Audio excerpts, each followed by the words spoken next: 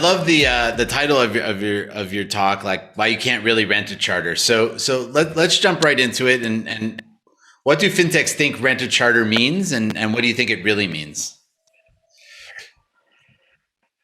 Well, they think it means that they can commoditize a bank and that all banks are the same and that the US banking system is somehow logical, that the US banking system is similar to a well run banking system in, say, Singapore or somewhere like that.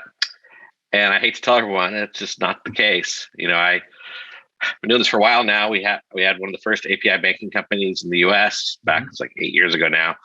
Silicon Valley Bank bought us. I ran the fintech group there. I've seen all this stuff happen.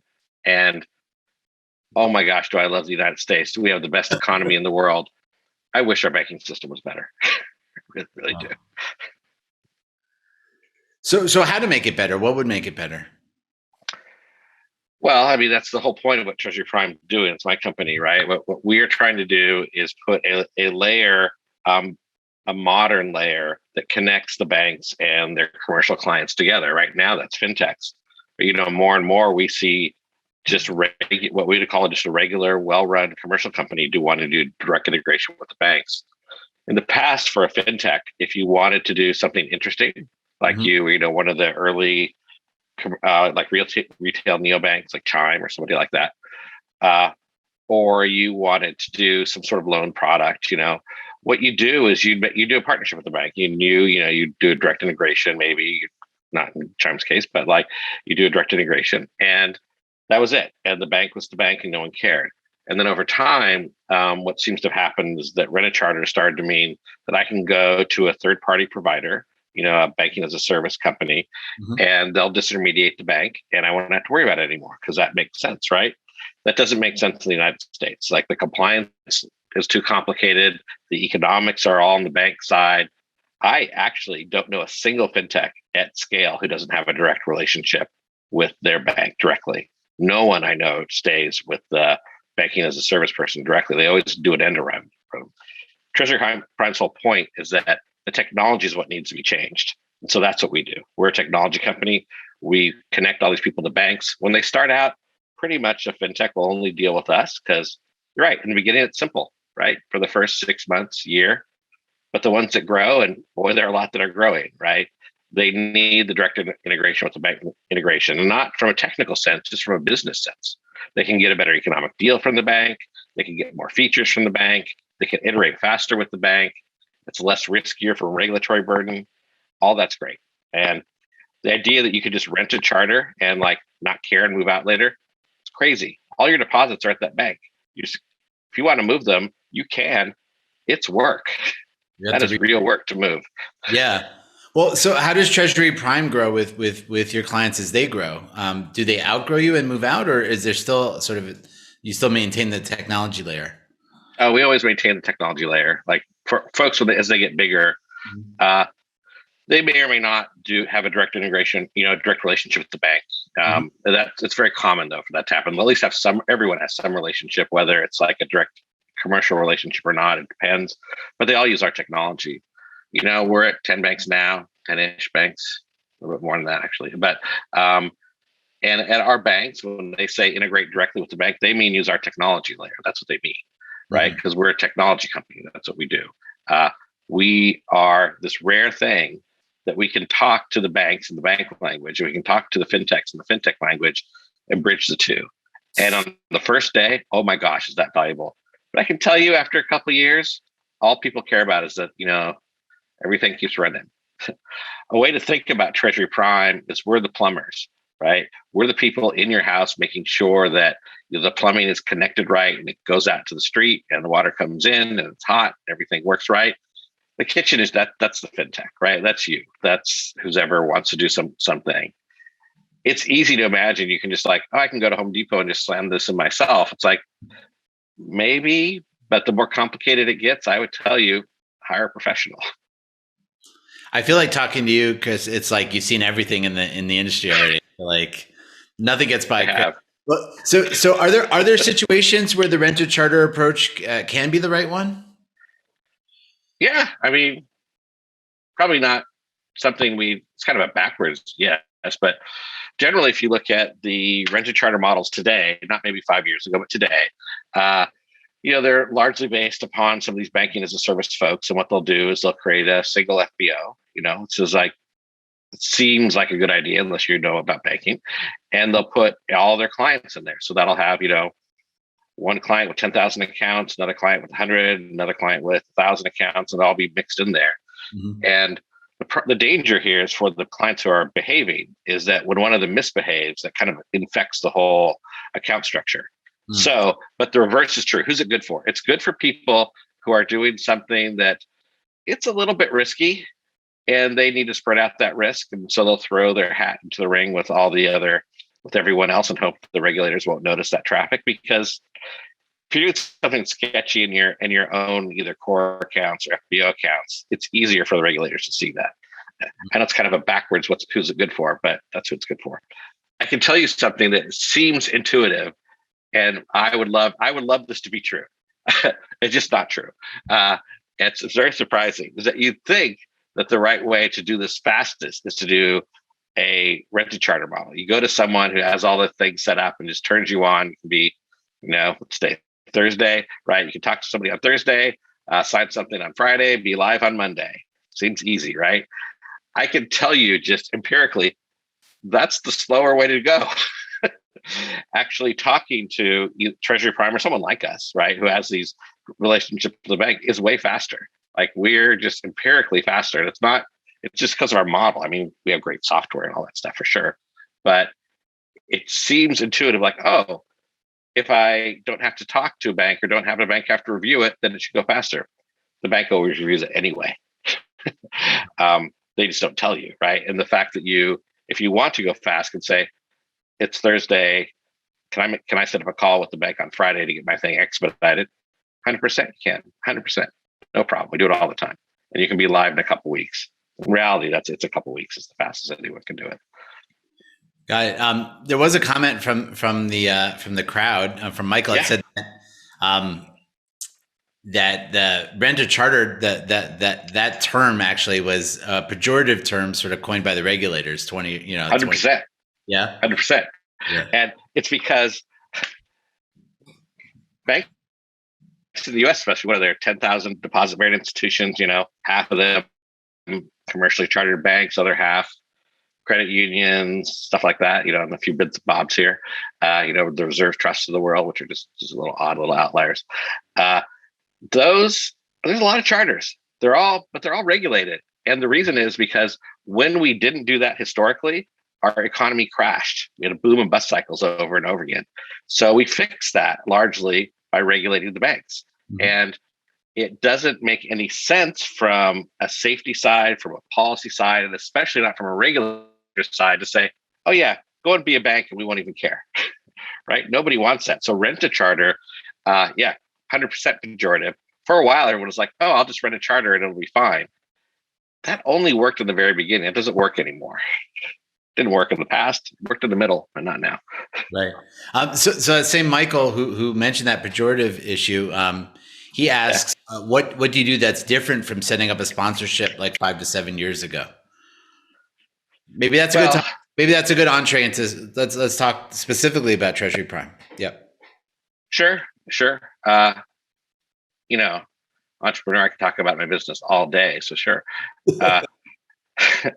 So the thing is, banking is complicated. Just the surface area you have is large.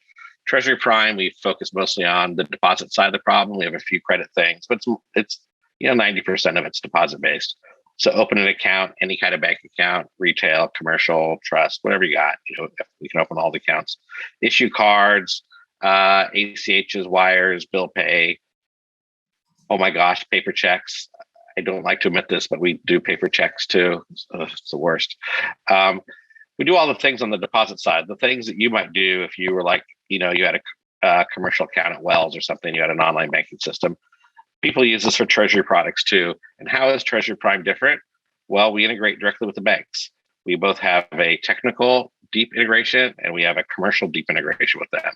We enter into long-term agreements with our banks. We won't take in just every bank. They have to be a well-run bank. Which most are, but not all are. And because we're so integrated directly with the bank, we can do anything the bank can do. About half of our banks use us directly to run themselves. So they'll like when they open a bank account, they use us to open a bank account.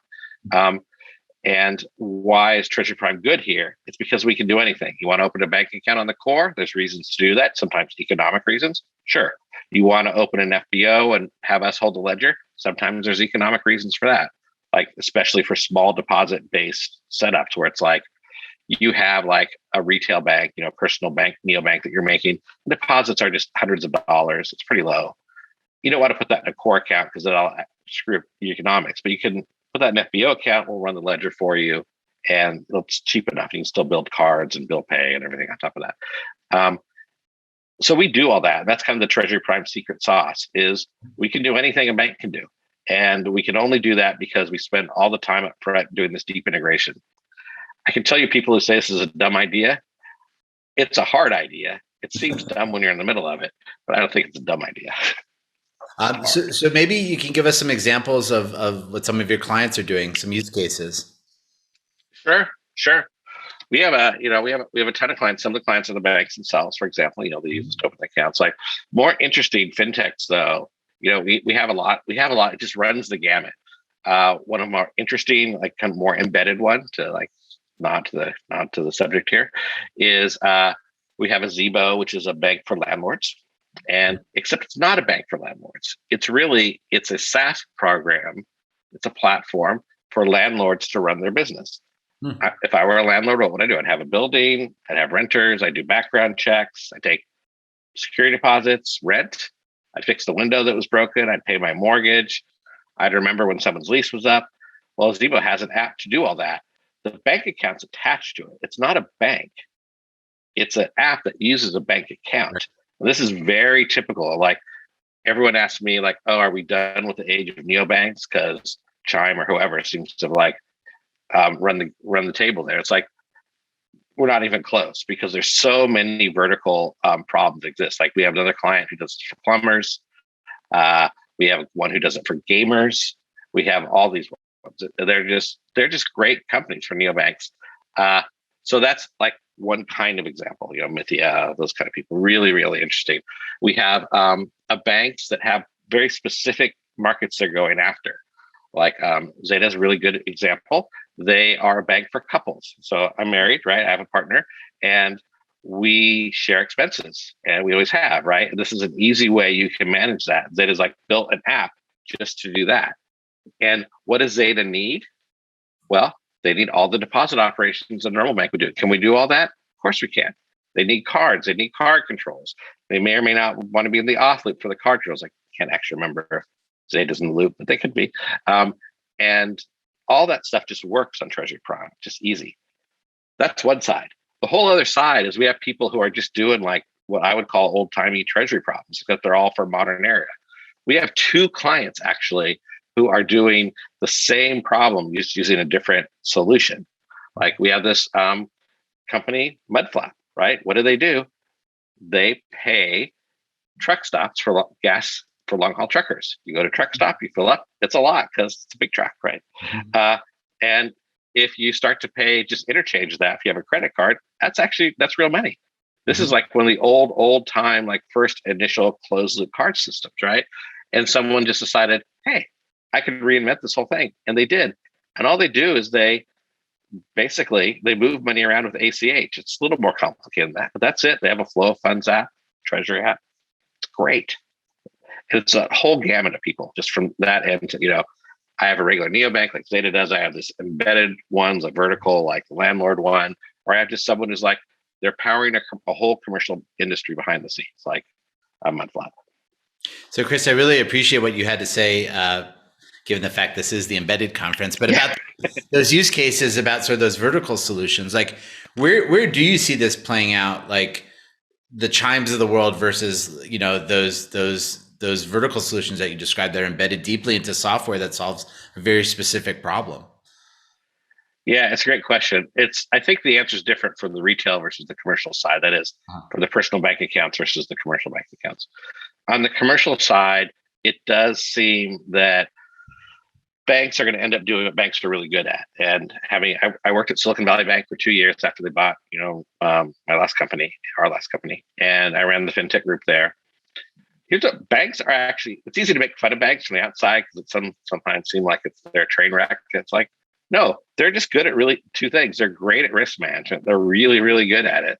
Like they'll write you a loan. That's a good. Well, they do that. They know what they're doing, and they're great at client management. For their best clients, they love them.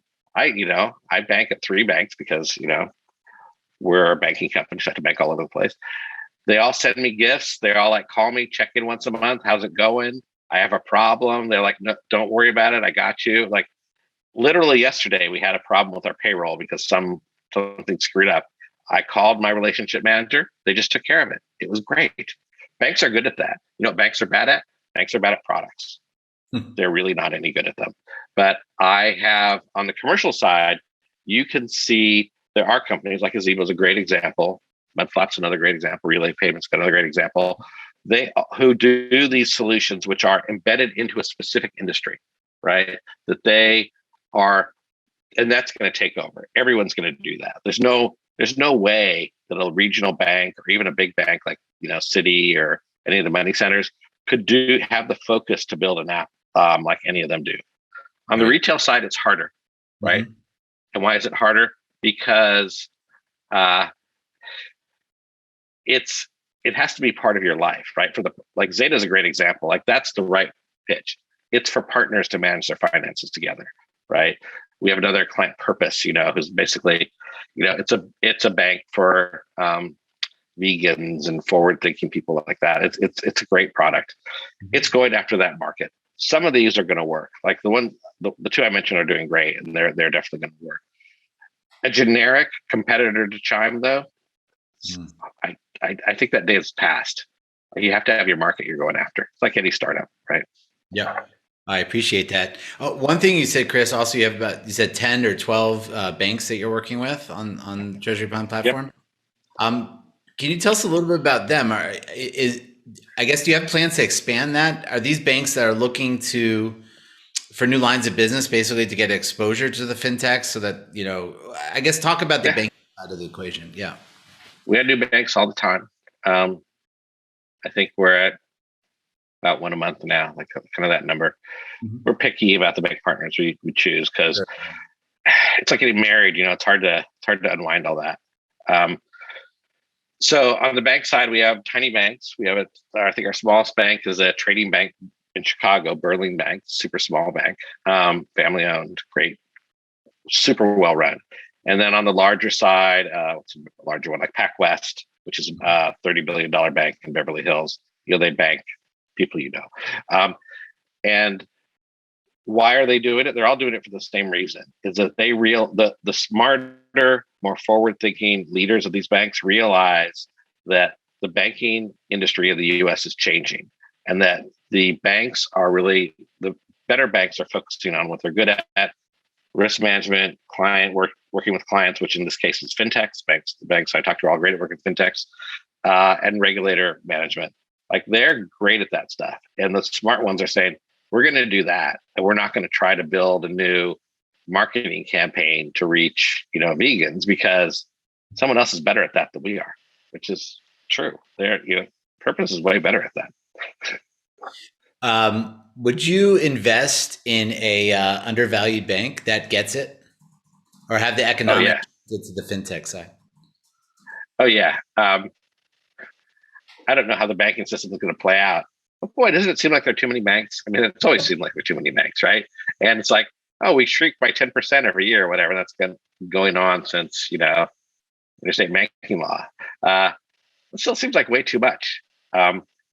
I think that the banks who are going to do well in the next couple of years, who aren't going to get hoovered up by, one of the money centers, Bank of America or whoever, which happens all the time, right? Are the ones who are going to move where the puck is. They're going to be the ones to say, okay, U.S. has kind of a crazy banking system, but the fintechs have figured out how to get around that by like making these very specific apps to do these things and having them integrate well together.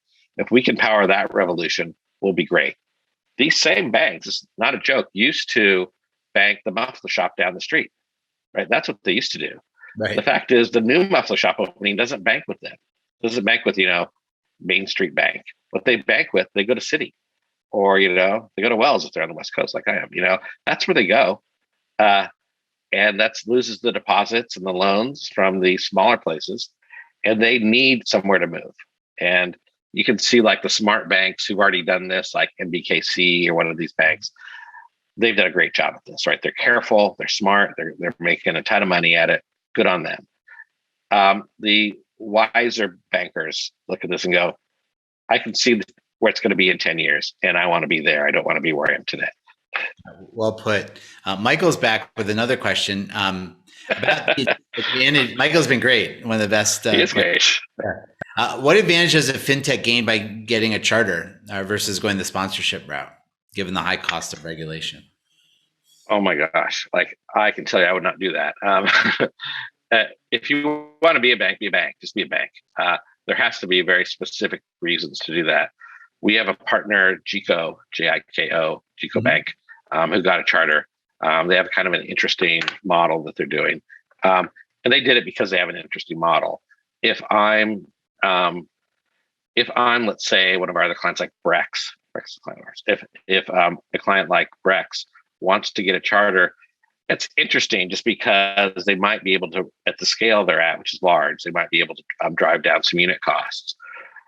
But it's expensive to run that. And the problem is that the people who run a bank and the people who run a high-tech company are just different kinds of people. And it's as soon as you say, I need to put controls on my entire system so that the regulators are happy with me, that leaks over into the product and engineering groups, and it slows down your pace of innovation. So it's less the dollar cost, which is significant, and more the cost to the iterations and speed that your business can run. So I know a lot about this. I would not do that. Okay. Sage advice. I have we have time for one last question. How do you position Treasury Prime vis-a-vis the newer players in the space, some of who are presenting here today and tomorrow? How do you differentiate? There's 100 of these now. Like when I was at SVB, it's right around when Synapse was starting, and Jim, my co-founder, and I looked at that and said, that is not a sustainable model. You can't disintermediate the bank like that. What'll happen is that a fintech might start there, but they're going to want to move because the economics are better at a different bank, or they're better at the same bank because the bank will value deposits or traffic or something. And if it's like Synapse who is trying to disintermediate the bank, that's just a failing strategy, right? What you need to do is make sure you have a system that can take the bigger guys and scale all the way up, from the small fintech on day one with 2 or 3 people until they're a giant company like Brex, right? That's what you need to do. As far as I know, there are only 3 people who are doing that model. Synapse is not one of them. The vast majority of these new players, which generally call themselves banking as a service players, are doing this model where they're disintermediating the bank, they're renting a charter, they're taking a single FBO account, they're putting everyone in that bucket. We run compliance for people when they start out, at least on Treasury Prime, but they run it forever. And everyone pretty much uses the same model. This is a terrible idea. Our commercial clients and our retail clients, they just have completely different risk profiles, right? We would never use the same modeling for both of them. But it's common. And for the new people who are starting that now. So that's the difference. We have the best technology. We have the best banks. You get to that point where you need to move banks for whatever reason, we got you. We do this all the time. We did one 2 weeks ago, right? Where we moved one of our clients from bank A to bank B. Mm-hmm. The users barely knew, right? But I can tell you the fintech knew. They saved a ton of money, or they made a ton of money, right? Chris, wonderful. Thanks for joining us at the Big Bang Theory. Sure. And great to hear about Treasury and all you're working on. Yeah, be well. Exactly. All right. Bye-bye.